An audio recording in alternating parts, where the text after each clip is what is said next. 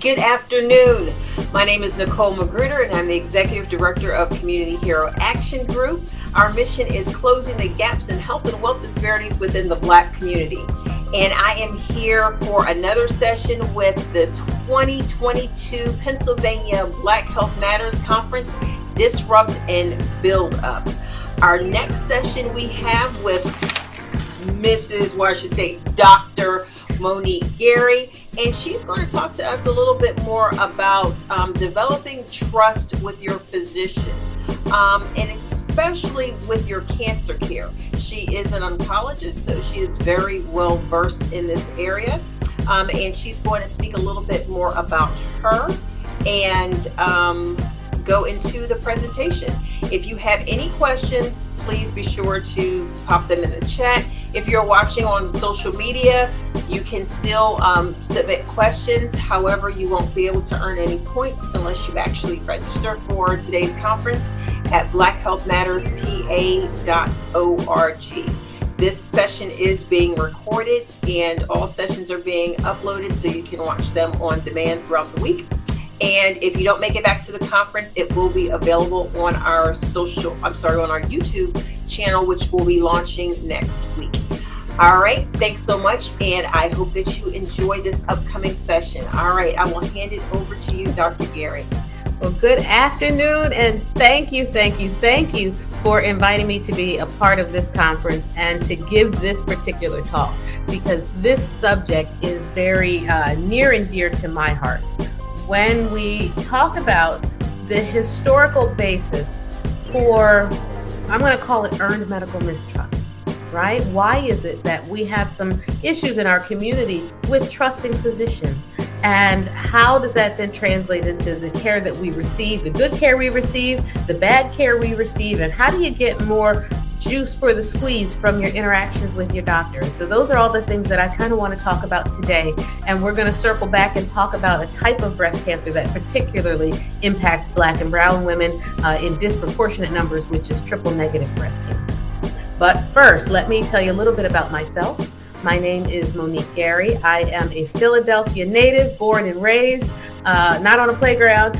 I did not spend my days there, but I graduated from the Philadelphia High School for Girls and went on to Florida A&M University, where I received my bachelor's degree, and came back to Philadelphia to receive a master's degree in molecular biology in conjunction with PCOM and Fox Chase Cancer Center. And then went to medical school, 5 years of residency in Massachusetts at UMass, and a year of fellowship at Georgetown University Hospital in breast surgical oncology. So I'm a breast cancer surgeon, and I direct the cancer program at Grandview Health in Sellersville, Pennsylvania. It's about an hour outside of Philadelphia. And how did I end up here? Well, there was a need and an opportunity to build a program for a group of folks who had no breast surgeon in the area and really had no trust and faith in their medical providers to provide good cancer care. And so that is why I'm here. And I, of course, continue to do outreach in Philadelphia. I'm on the medical advisory board of Living Beyond Breast Cancer, Touch, the Black Breast Cancer Alliance, Tiger Lily Foundation, the Chrysalis Initiative, and many others. And so you'll see me around. You'll hear me on 105.3 sometimes and 107 with my girl Lady B doing the check-in with Dr. Mo. And so again, just thank you for allowing me to be here. So I'm going to share my screen and some slides. I don't have a whole lot, but there's a couple things that we should definitely talk about. Let's see. Are you able to see my PowerPoint? I'm going to continue as if you are. If you are not, please let me know that you cannot see the PowerPoint presentation. But again, on our side, we're going to talk about building trust with your doctor, especially as it relates to cancer care. This is where I practice. Again, it's Grandview Health. We're part of the Penn Cancer Network, and we're about an hour outside of Philly, where I direct the cancer program, I direct the breast program, and I chair the research committee. So about a year ago, I was very fortunate to be invited to participate in a consortium through a pharmaceutical company called Novartis. And Novartis said, we want to tackle the issue of breast cancer for Black women, and we want it to be about more than just words. We want to give women tools to be able to address some of these disparities. And so they approached myself. They approached another Philadelphia native you might know, Grammy Award-winning singer, Philadelphia homegrown singer Jasmine Sullivan, Ricky Fairley, who is the CEO of Touch, the Black Breast Cancer Alliance, and another Philadelphia native, Jamil Rivers, who heads up an organization called the Chrysalis Initiative for Black women facing metastatic breast cancer. And they said, we want you to put your heads together and let's come up with a tool to help people talk to their doctors. Because when you get into that office, you know how it is. I know how it is. You had a list of things that you thought you wanted to ask about. You kind of knew what your symptoms were. And then the doctor starts talking. And you're like, okay. And then they do the exam. And next thing you know, their hands on the doorknob and they're out the door. And you're like, oh, wait, I didn't get a chance to ask. What was I going to ask? And you didn't get that chance to have a rich conversation. You go home and your family members are like, well, what did the doctor say? You're like, I don't know.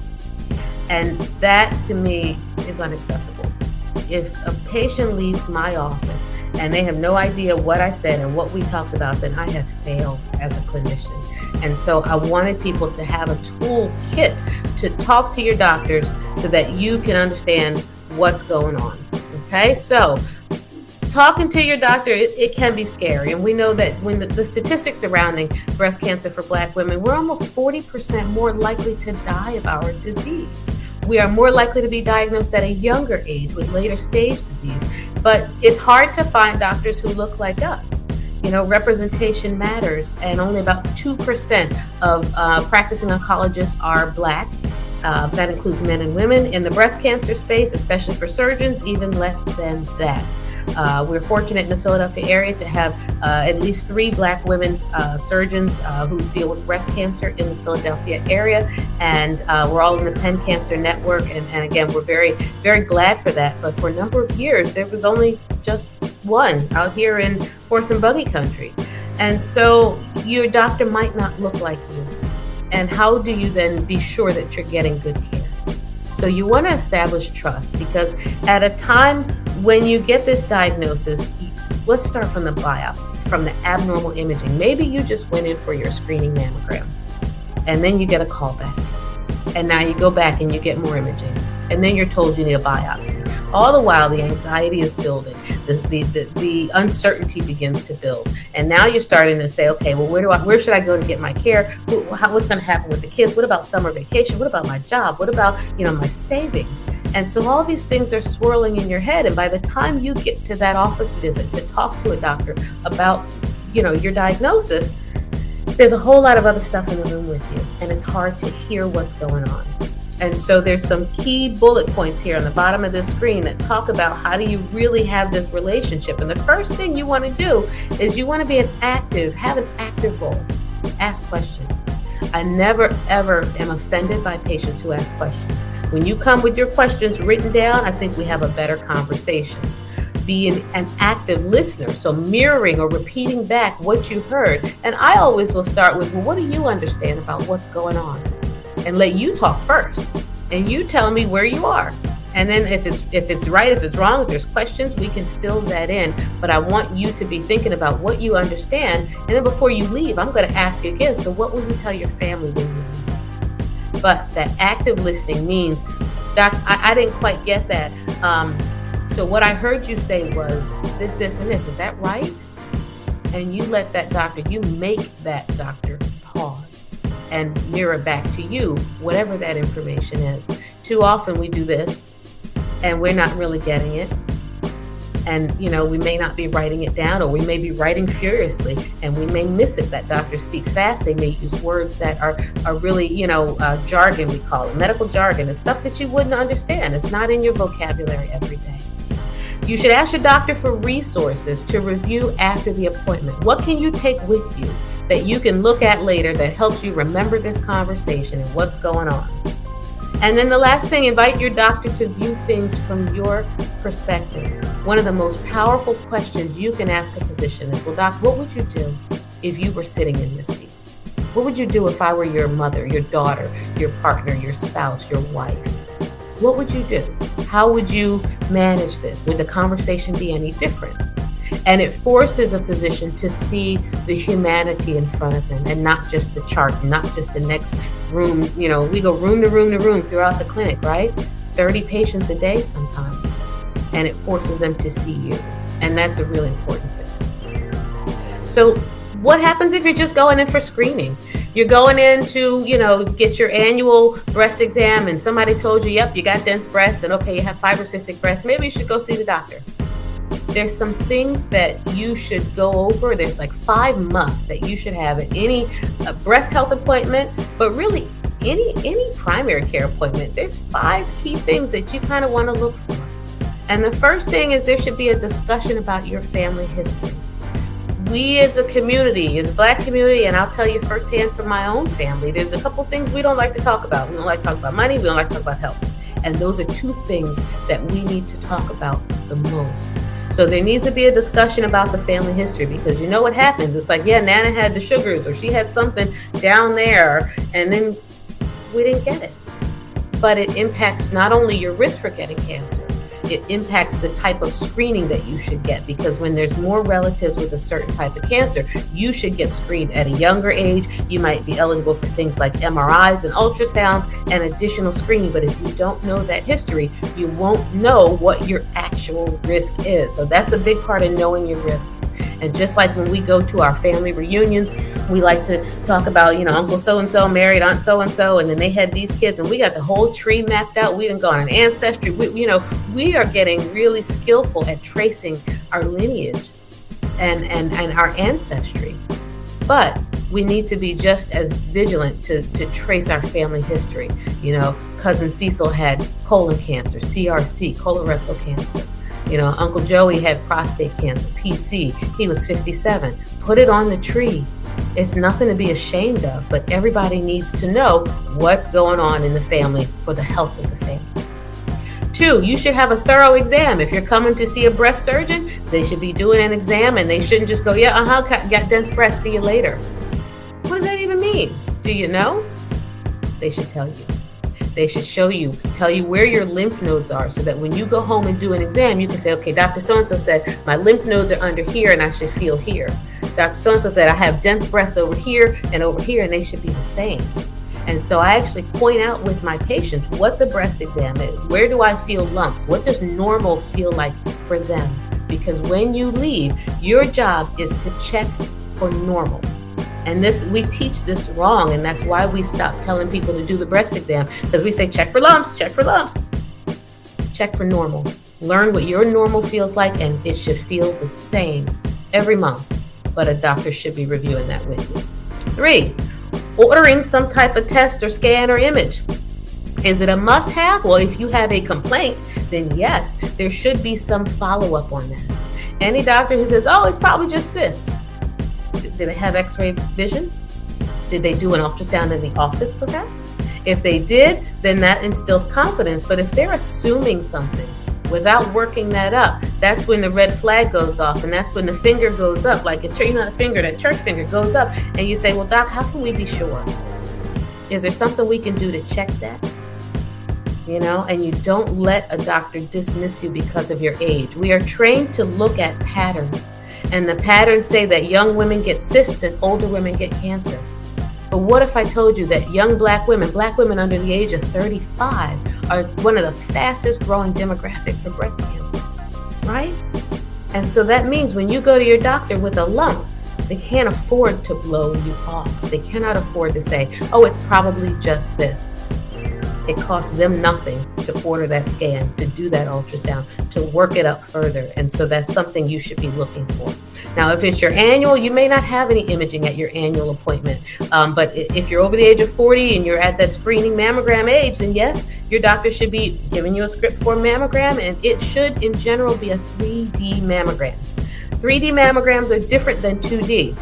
The machine moves in 9 slices through the breast. So when you put your breast in that machine, it used to just go x-ray, x-ray. Now the machine moves forwards and backwards and side to side, and we get an actual movie of the breast so that we can see through the density, because black women have on average 30% higher breast density than white women. And what does that mean? Well, the density It's like, oh boy, I'm old, so I use the analogy of a console TV. Remember those big floor model TVs? My grandmother had one. The static on the TV is the density. The more density you have, the more static on your screen, the harder it is to see the picture. So the more density you have, it's not the feel, it's the actual how thick is your breast on the mammogram.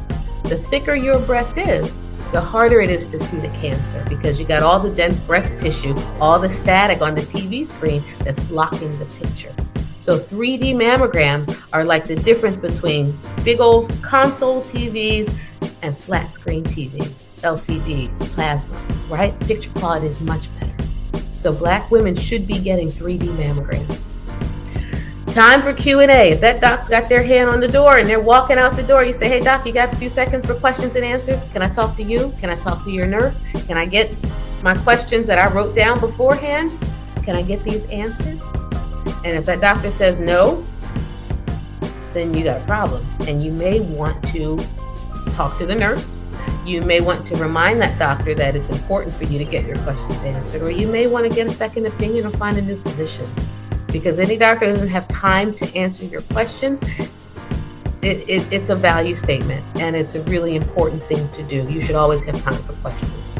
The last thing you want to make sure before you leave that office, because you know how it is, doc says, okay, put your clothes on, we'll see you in 6 months. What's the follow-up plan? So I felt the lump over here, we're going to get an ultrasound. What should I be checking for? Or I had my imaging, it didn't show anything. Doc, everything looks good. Is there something I should be watching out for in the next 6 months, in the next year? When should I call you back? When do we check this again? If we don't need to check this again, then what are some warning signs, things to watch out for? So you should leave knowing what your steps are. When I go, I'm going to do my exam every month. I'm going to follow up in 6 months. I need an ultrasound and a mammogram. You should have a plan. You should not leave that doctor's office and just say, I don't know, I guess I'll be back in 6 months, and not know. Okay? Now, I think it's important for us to talk about some uncomfortable things, because doctors use a different language than the average person. We're actually trained to unlearn the regular English, and we use words like obese, right? We use words like BMI. We kind of have some descriptors in the chart, and now patients have access to their chart. So you might read your office note, and it may have codes on there that you didn't know and that you don't understand. But it's important for doctors to talk to you about your breast, the density of it, to talk about weight. Weight not as a method or a tool for shaming, but for you to understand your risk for certain things. So the term obese or overweight is a diagnosis. It's not a judgment against the patient. And your doctor may say, where are we with weight loss? And that's an important conversation. But if you see the word overweight or obese, that's just a clinical diagnosis that they put based on the BMI, based on the weight. Now, whether or not BMI is a fair assessment for Black people, we'll talk about that some other time. But if you see that on your chart, you should not necessarily be offended by that, because the majority of people, especially Black people, by the way BMI is calculated, may actually be overweight. That being said, when we can reduce our weight, our actual pounds, by 10%, you can drop your risk for breast cancer. And so that's why it's an important conversation, whatever your weight is, because being overweight is a risk factor for breast cancer. Being sedentary is a risk factor for breast cancer. So you should be exercising about 30 minutes a day, 5 days a week. Don't tell me you can't do it. You don't need a gym membership to do it. You can watch 1 hour of TV with commercials. No Hulu, no Netflix. Don't skip the commercials. And if you exercise during those commercial breaks, and if you can build up to exercising for the complete commercial break, you will have gotten in 1 hour TV, almost 20 minutes of exercise without leaving your couch, without leaving your living room. So it can be done. But if you can lose, if you're 200 pounds and you can lose 20 pounds, guess what? You can drop your risk for breast cancer 10, 12%. And that's huge. Family history. The doctor's not trying to be all up in your business, They want to know because they want to be able to tell you what your risk is for you getting what runs in your family. And that means that you have to ask your family as well what runs in the family. I heard you say Nana had something down there, or she went to the hospital, or she had a surgery, Or grandma, what's that scar? Or mom, how come blah, blah, blah? you know? And it's a hard conversation for us to have in our families, but it is a really, really important conversation. And you can always center your family member's strength, their spirituality, their faith. And they can tell you about a time when their faith was really challenged. And it might center around a health crisis or a health diagnosis. Now, what if you think you're getting biased care, right? Like, did that doctor just say, did I just hear? I felt like that might be racist, right? So what if you hear that? What if that happens? If it happens, I think the most important thing that you can do, one, if you feel confident, you can say, hey, doc, did I hear you say this? Or what do you mean by that? Right? That's a powerful tool. You put it back on them. What's that mean? And ask them about it. If you say, I have 4 kids, and the doctor says, well, how many baby daddies? Excuse me? What do you mean by that? And it forces them to retreat and to explain. But if you feel like you're getting biased care, you need to talk to someone that you trust, and you need to trust your gut and maybe get a second opinion. But before you walk away, because we don't always see eye to eye with our doctors at first. And I get it. I as a patient, as a family member of folks who have had cancer and sitting in that seat of the loved one, taking notes and writing things down, you don't always see eye to eye. And so there's some things that you can say. And over here on the right side of the screen, can you show me where this is in the guidelines, or are there some guidelines for how we treat this diagnosis? Can you show them to me? And then you can see, is what they said part of the guideline or not? You can ask that question. What makes you say that? Or, wow, I didn't expect to hear that. I wasn't expecting you to say this. And then let them explain. Okay? So it's a really important thing. And what it does is that is what builds trust. It's that you are able to have these candid, really vulnerable conversations with your doctor, because your doctor might not have even realized that they said something or that they skipped over something in their head, and that what they were saying seemed biased, in fact, when it was really just part of the questions they needed to ask you or a conversation they needed to have.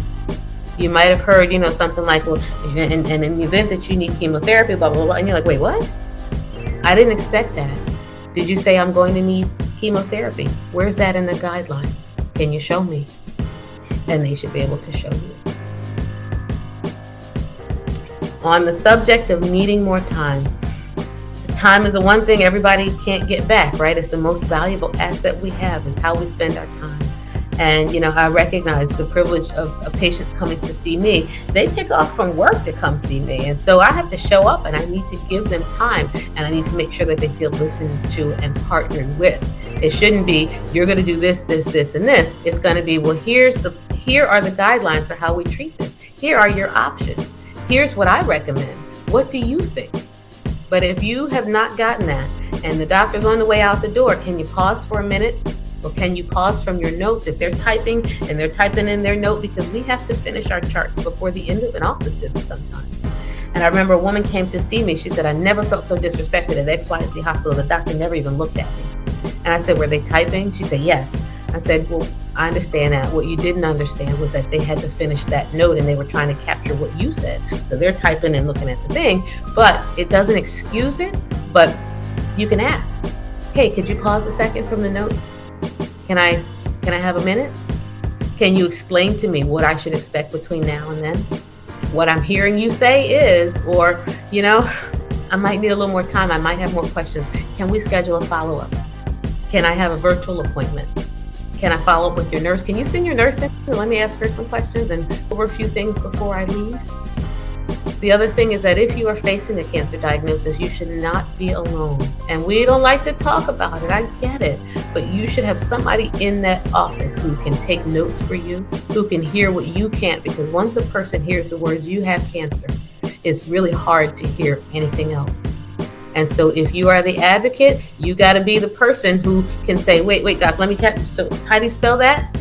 You can't be falling apart over in the corner. You got to take the notes down. You have to be the eyes and the ears, and we need to bring folks into the room who can be advocates with us. And if they cannot be there in person, the beauty of telemedicine and of all this technology is that they can be on Zoom, they can be on FaceTime, whatever mechanism you have for inviting your family member to be a part of, or your advocate, your church member, whomever. Somebody should be there with you because they can hear things that you might not be able to. Should we look at this further? How can we be sure? When are we following this up? And I recognize that when you're sitting in a gown with no clothes on, you don't feel empowered. And so, you can go to the website for this is www.morethanjustwords.us, morethanjustwords.us. And you can actually print this out. This is a PDF file, and you can take it with you so that you have something written down so you can feel a bit more empowered, because when you're in that moment, you don't always feel like you can remember all these things. You may feel like the doctor doesn't want me to ask questions. That might not be the doctor for you. You should always be able to ask your doctor questions. And when you say, hey, listen, what would you do if I were your family member? If they don't look you in the eye and say, you know what, if you were my wife, I would blah, blah, blah, blah, blah. Get a second opinion. And it's always okay to get a second opinion anyway. No doctor should ever make you feel guilty because of that. Now, I want to switch gears for like 5 more minutes to talk about triple negative breast cancer, because as we talk about bias in healthcare, bias is real. And it exists not just because of racism, but because of structural inequities that have existed and persisted since before we all got here, right? Our healthcare system in this country, and when I talk to students about this, I remind them the first interaction that our people had with physicians was that the physicians were on slave ships to keep us alive long enough to sell at the block. So what do you think people would think and feel about a doctor? And can you understand why? And how can we bridge that gap? How can we build trust? Because things like triple negative breast cancer show the inequity between how Black women are treated, between what the death rates, the mortality, the incidence. This is a key example of a health disparity or an inequity that leads to disparity. So triple negative breast cancer is a more aggressive type of breast cancer. And the triple negative part of it is that on a cancer cell, there are 3 little areas or stations or receptors. They're like toll booths on the PA Turnpike. You know how you go through the turnpike and there's the booths, lane 1, 2, and 3. Those are 3 receptors on a cancer cell. And when you have them, it tells us what's driving your cancer to grow. So one of the receptors is for estrogen. So if you got the toll booth for estrogen, then I know you're using dollars. Dollars is estrogen. And then we can offer you a pill to block your estrogen so you don't make new cancers grow. When you have triple negative breast cancer, you don't have any of those toll booths. You're in the easy pass lane. And you're not using dollars, you're not using estrogen, so can't block your estrogen. So those are women who have to, more often than not, get more aggressive treatment for their whole body, like chemotherapy, because we don't know what's driving their cancers. So the facts are this: it's only 10 to 20% of cancers, but it's probably the most aggressive subtype. Women who have the BRCA mutations, men as well, are at increased risk of developing triple negative breast cancer. It's more likely to progress, more likely to metastasize or spread beyond the breast and the armpit. Patients have a high rate of recurrence. The rate of mortality, unfortunately, is higher, and they're usually diagnosed a lot later. How does that relate to Black women? Well, here it is. Black women are 3 times as likely to be diagnosed with this more aggressive kind. Our tumors are usually larger, even when you normalize for people who have access to insurance and people who don't. Somehow, our tumors are bigger, they're more aggressive. Younger women, more common in young women under the age of 40, are nearly twice as likely to be diagnosed with triple negative breast cancer. Hispanic women, our brown sisters, more often diagnosed with triple negative and a higher rate of mortality. So why is this, right? It's multifactorial. You'll hear on a lot of multimedia that it has to do with socioeconomic status and access. And I think that is part of it. COVID has not helped it any. We told women, don't go to the hospital, right? Don't get your mammogram, put it off. And guess what people did? They did what we told them. They put it off. They didn't get their mammograms. But they also didn't get diagnostic mammograms if they had symptoms. They felt a mass. They had nipple discharge. They too didn't go. And those are people who should have gone. And now we're seeing women who are diagnosed with later stage cancers because they waited. And there was a really big miscommunication, I think, regarding what is screening and what is diagnostic. Screening is when you're not looking for anything. It's your annual. Diagnostic is when you're checking for something. You feel something, you have a symptom. Those are people who should be seen immediately. So for those of us who are already not going consistently, and then we waited, well, now we have a higher risk. We have higher breast density, so that puts us at increased risk. When you look at these numbers, right, 93% increased risk of death for people who are underinsured or uninsured. We're less likely to do more aggressive therapies like chemotherapy, radiation. And we don't have all of the reconstructive options sometimes because, one, our doctors might not offer it to us, and two, our disease is more advanced, coming through the skin, into the armpit, into our chest wall. So we have a lot of work to do to overcome this disparity on all fronts. One, on the front of knowing yourself and knowing your body, knowing your normal. Two, knowing your family history. You know that mom had breast cancer. Next question I'm going to ask you, do you know what kind?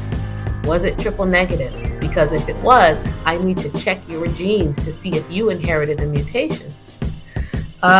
Younger women should be screened earlier, and we're not doing that. That should be a recommendation, and that's something that we're lobbying for. It's something that you, perhaps, if you are interested in advocacy and want to know where to get involved, that's an area we can get involved. Knowing your breast density. We're required by law to know how thick your breasts are. Okay? And when you get that letter, your letter's going to say the sensitivity of mammography for heterogeneously dense breasts or greater is diminished.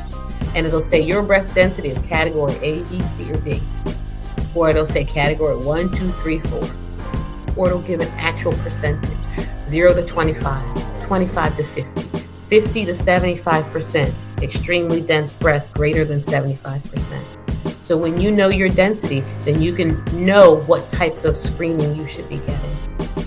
So the things are to know your normal, know your history, know your risk factors, okay, so that you can feel empowered. You know, and it's a good time to, this is the last slide I have, to talk about really what the definition of health is. Because when you partner with your doctor, when you go to that doctor, our job is not to just fix the reason you came in. I got the sniffles, or I feel a lump. You know, our job is to really try to help to restore health. And health is a complete physical, mental, social well-being, not just the absence of disease. And yeah, primarily, my job is to get rid of the disease. But I tell my patients, I do them no service by cutting out a tumor if we haven't addressed all the reasons why it happened, the risk factors for it happening again, and the mind, body, and spirit that all contributes to wellness or to disease.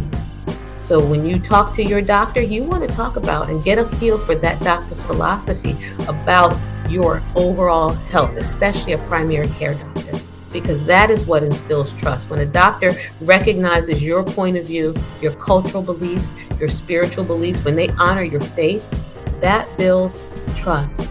And it's super important for our community. And so with that, I will say, I'll take questions. You can find me at gbh.org. I'm Dr. Monique Gary on all social media outlets. And I will see you all on Saturday at the Health Fair.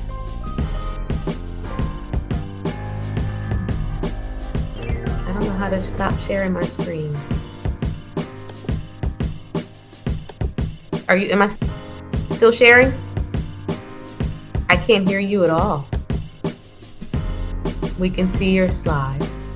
Okay, I'd like to stop sharing. Hold on one second. Oh, I hid the little thing. There we go. All right, stop sharing. Now I can't hear you at all. Are you on mute? There we go.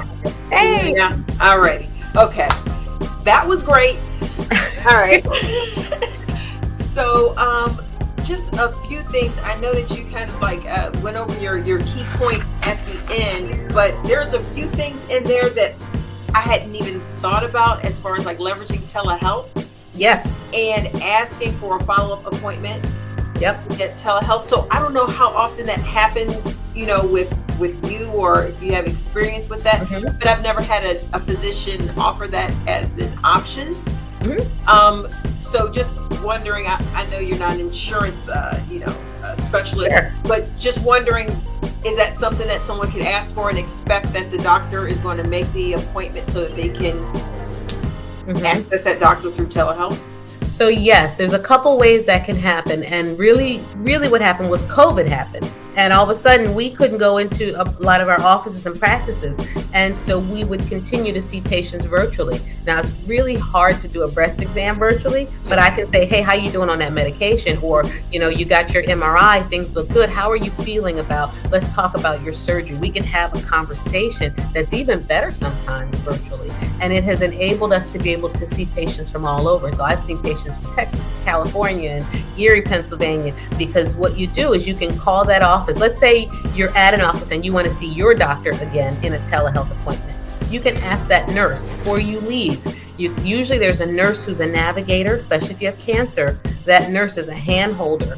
If it's just a PCP visit or gynecologist, when you go to the nursing station, that medical assistant who's helping make appointments, say, does this doctor do virtual appointments? Can I do it telehealth? Or you can ask the doctor too. Do you do virtual consults? Can we follow up by phone or virtually on computer? And 90% of us, at least, are doing some form of telemedicine in follow-ups, especially, or by phone. That phone can absolutely happen. And that can be a conversation where if you're home, you have your relatives, you can put it on speakerphone and you can get questions answered that way. So it's something you ask for, because most appointments, offices will try to make them in person because they think that's what people want, and that's our pattern. But virtual possible. Okay. Thank you for that. And the last piece that is resonating with me is, I know we have our parents, and they start sharing information about cousin Johnny. Remember him from back, whatever? Like, no, I really don't. And you kind of tune out. I never met them, but now it's like, wait a minute. Having that conversation, like, oh, wait a minute, what happened to cousin Johnny? Can you tell me more? Never even thought about it, but that's amazing. Well, now I will start listening more when she calls to have those conversations, but that's hugely important. Yeah, it is. My experience has been, I'll tell you, my mother died of ovarian cancer. She was 29 years old. And my family, it was a horrible thing for this young woman with 2 kids to die in this family. And so nobody talked about it. Nobody wanted to mention it. It was like the thing that happened in the family that just, we don't talk about that. But don't you think that I need to know, as her daughter, that she died of a rare cancer? Less than 1% of the population has it. And I could have a mutation. My grandmother had breast cancer twice. That means I'm at the intersection of high risk, right? Breast cancer, ovarian cancer, I should get genetic testing. But we don't like to talk about those things. Or we're not really sure, it's something down there, or she went to the hospital and didn't come out, or I'm not really sure because of, or don't ask me about that. Don't ask me my business. That's my business. Yeah. And so you got to be a little crafty with our seniors, and so that's when it kind of, you guys are sitting down and, I don't know if anybody snaps beans anymore, but if you're doing some family something. We do. I'm so old. Right. Oh, you do? Yay. And so those are the times when you can be like, Nana, I've been really getting into my health and wanting to make sure that I'm getting the right screening and stuff. Can you talk a little bit about the health family history? Any cancers I should know about, in the family? Or if that doesn't work and she had something, and say, you know what? I always admire your faith. And I've been trying to build my faith too. Tell me about some things that God brought you through. And just leave it there. Let me tell you, He brought you through this, He brought me through that. You get the whole story when you ask that question about your faith and how that faith has gotten you through some things. So there's some crafty ways that we got to talk to our family. That's a whole session. How to start those conversations, because it's very hard, especially within our community. Just have that secrecy, and it's a whole nother dynamic to that interaction of what's considered, what should everyone know about what's my personal business, and not understanding like how that affects the next generation and next generation. So it's true. Yes, very powerful stuff. Love it all. I've been saying that all day long. It's like every session I'm like, oh my gosh, that was incredible. We're recording this, as I told everyone. If you want to invite someone to watch this later, we have recorded it. We're going to upload it so you can watch it later. And like a couple of the other ones, I think we're going to probably chop this one up so folks can, grab what they need, and you can, watch it at your leisure. So that will be uploaded on our new YouTube channel next week, Disrupted Build Up. And I want to encourage everyone to please visit the website that Dr. Gary offered, www.morethanjustwords.us. Thank you very much for that resource. And are you linked in with social media like Facebook? Will this play there, or can people link and share it on Facebook? Yes, right now it's streaming to a few of our partner Facebook pages, like there's a couple local NAACP pages that it's streaming to right now, and I don't have the whole list in front of me, but it is out there on those pages, and so I can share that with you as well. They can get that now. Okay, great.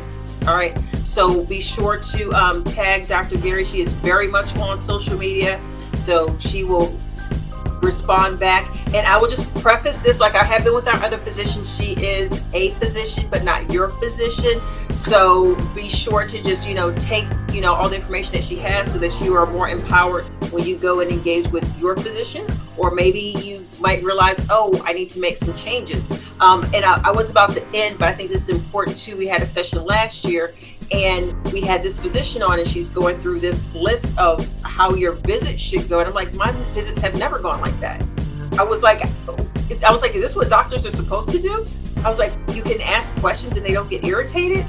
You can, bring in all this other information. They're like, yes, please, we love it. And I was like, no, I haven't had that experience. So just understanding what we should expect, but what we have learned to accept is different than what we should actually be receiving when we go to the doctor's office. So I think that's just like very powerful for a patient, but a Black patient as well, even more so.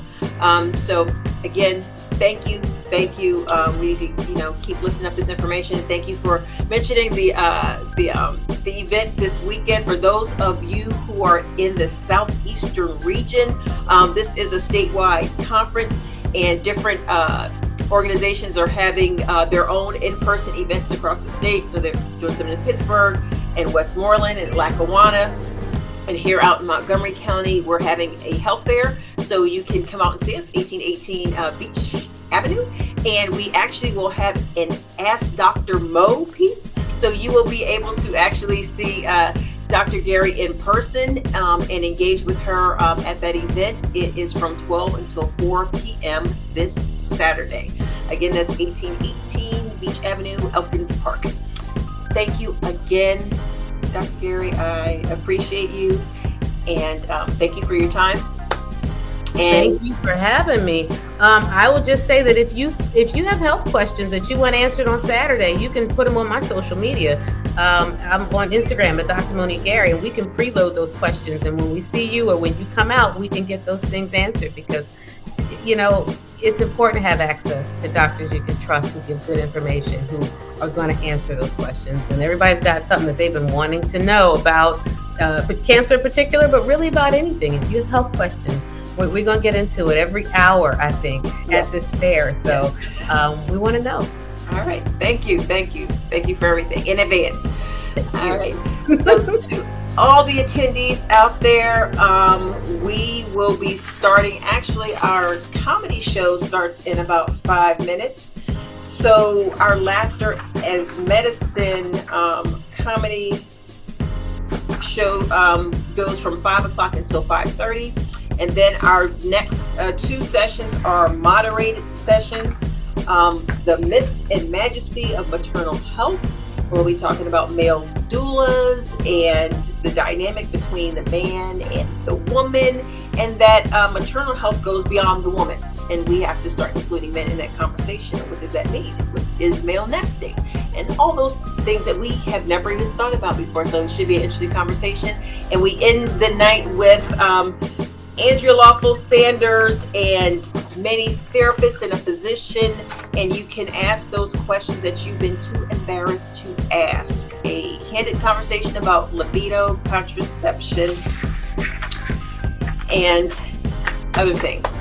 So be sure to join us tonight, and that will close us out for Women's Wellness Day. All right. Thank you all for attending. See you at the next session. Bye-bye.